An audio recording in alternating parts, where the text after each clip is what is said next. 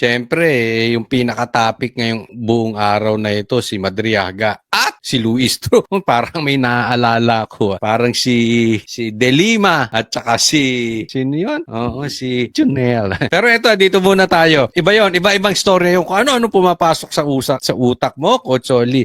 Madriaga and Luistro, pasok. Facebook post dated September 29, 2021 is here to attach. May I know what's happening to you, Mr. Madriaga? You seem to be crying. Ayun, nagtatanong po ang napakalinis na chairman na kongresista, si Luistro. You seem to be crying. Number 1, bilangin natin kung ilang beses niyang isinubo o isubo mo yung saba. Sinubo niya yung pag-iyak-iyak nito ni Madriaga. 1. Are you crying?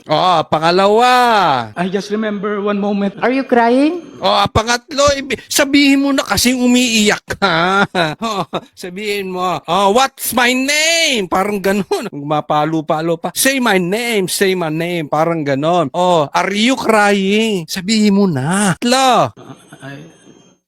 I just... You are nearly crying. Ayun, pangapa. Luistro, pinaiiyak mo. Kasi parang siguro napapunas. Tapos si Luistro, ay, umiiyak ka ba?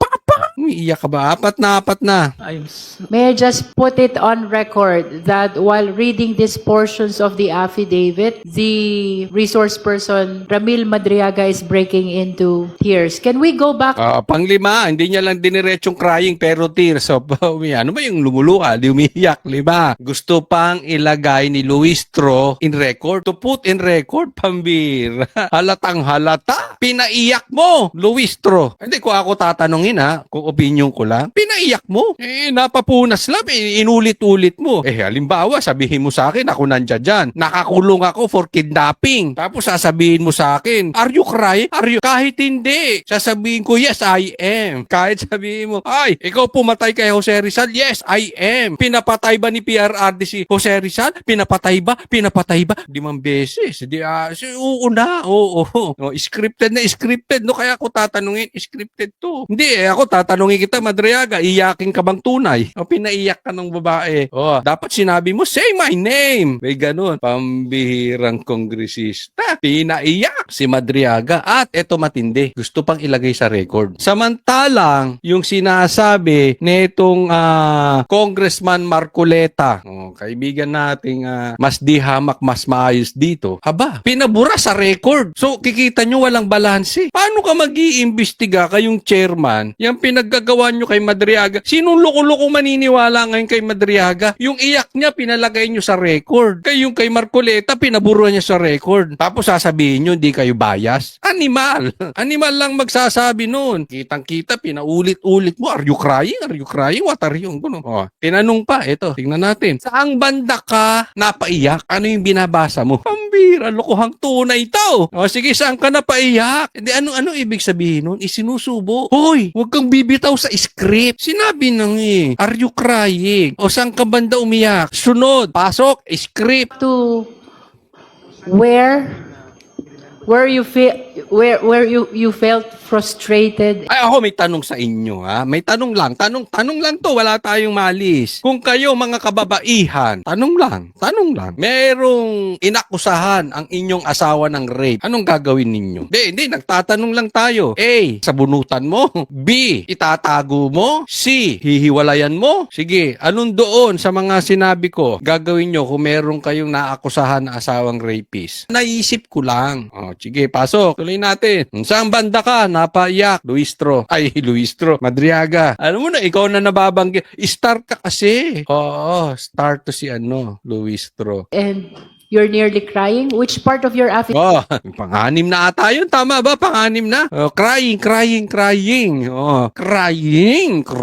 ka, Madriaga. Crying. David is that. Can we go back to that? Number 46 po, Madam Chair. Number 46.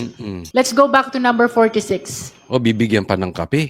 Nervyusin ka. Siguro yun ang sinasabi ng waiter. Eto kape, magkape ka ng nervyusin ka sa ginagawa mo, nakakahiya. Okay. Ano yung Annex E46? Ano yung binabasa mong napaiyak ka? You may read from 46, Mr. Madriaga. On the same day, I posted the screenshot of our video conference on my Facebook account with the caption just telling her I cannot vote intelligently without her name on the ballot. Neither can go out and vote wisely unless the name Inday Sara Duterte Carpio appears as a candidate in the 2022 presidential race. Yun, laya ka na. Laya ka na.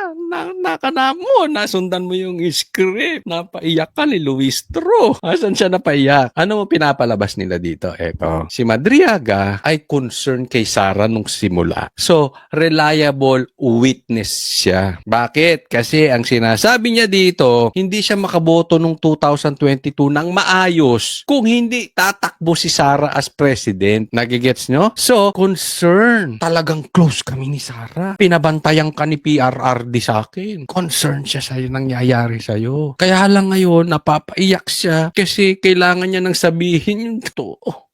At ang balita ako, si Trillanes, si patatawa. Iiyak din. Would you like 47. to say something? Oh, meron kang gustong sabihin, sabihin mo na, huwag kang lumayo sa script. Oh, sabihin mo na, sinusubo na sa'yo ang kanyang ni Luistro, ang kanyang sinasabi sa'yo, sinusubo na niya. About why you are crying on this part of the affidavit? Hindi naman, malungkot lang po. Malungkot. Okay, please proceed. Malungkot, put that in record. Siguro, pag umihito, put in record. O, pag nagsalita yung mga hindi naniniwala kay Madriaga, alisin sa record. Ano? Pasok! Magaling! Ay, nang dahil dyan, may maleta ka. Kayo dyan, enjoy kayo until 2028. Pag kaupo ni BP Sara sa 2028, Madam Chair, can we allow the witness to please? Honorable Dumogan? Thank you, Madam Chair. Can we allow the witness to please get his Yes. composure before he will continue? Yes. We are temporarily suspending to give time to Mr. Madriaga to console himself. naks! Binigyan pa ng panahon si Madriaga kasi ang sama-sama ng loob niya. Affected siya talaga dahil close siya sa mga Duterte. Bigyan ng maleta to. May I proceed, Madam Chair? Are you Yun, yung isa naman papasok. Mga party list. Buwagin nyo na yung mga party list na yan. ready? Opo, Madam Chair. Okay, you may proceed, Mr. Madriaga. Previously and upon direct instructions sa PRD, Sara, I've also delivered money to Ombudsman Samuel Martires Rotoni Ryan, which I usually place inside an open trunk of a designated car, number 73. Iyak. Hoy, umiyak ka pa. Humingi ka ng tissue. After completing the last delivery, we left the Ombudsman compound aboard my blue Toyota FJ Cruiser. A few years later, Ay, sana all may FJ Cruiser. I read from several media reports that 125 million OBP confidential funds in 2022 were reportedly utilized in just 11 days. This is wrong because I personally disposed the money in less than 24 hours. Nako, so hindi na 11 days. 24 hours na. Iyak pa. Sara attempt to visit me at Annex 2 BJMP Camp Bagong Diwa. Iyakan mo. Walang circus! Bongbong Marcos, eto masasabi ko, ang baboy ng gobyerno mo. Ginawa niyong circus. You can drink some water, Mr. Madriaga. Drink some water. Bigyan mo ng saging, Luistro.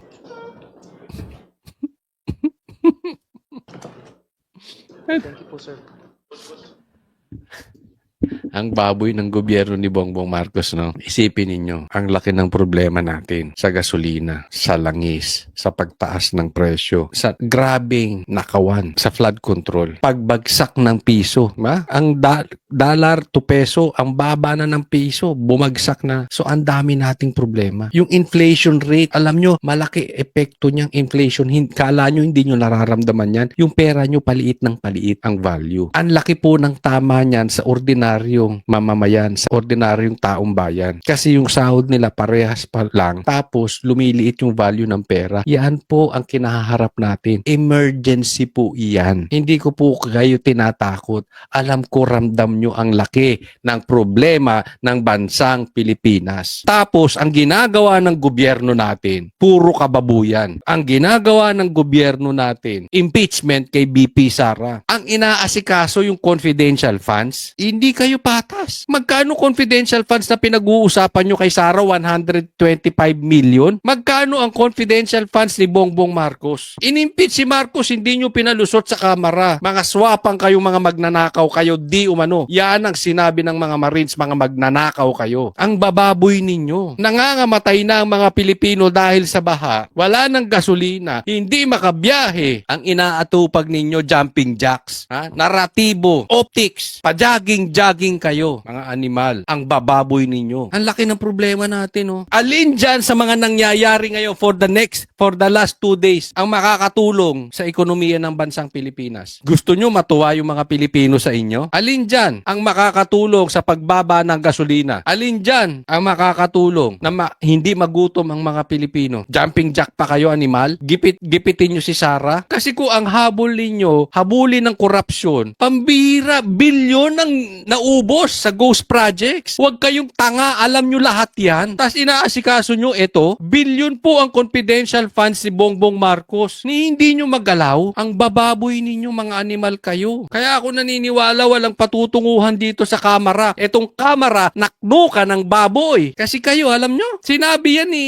Lebiste from the Congress. Congressman sinabi, more than 50% sa inyo nakakatanggap ng maleta. Kaya ganyan kayo. Pambira to mga to. Tapos, alam ko yung style nito. Alam mo style nyo? You will touch the heart of the Filipino. You will touch the emotion ng Pilipino. Kaya to paiyak-iyak tong animal na ito. Kidnapper po yan, ha? Kaya nga nakakulong eh.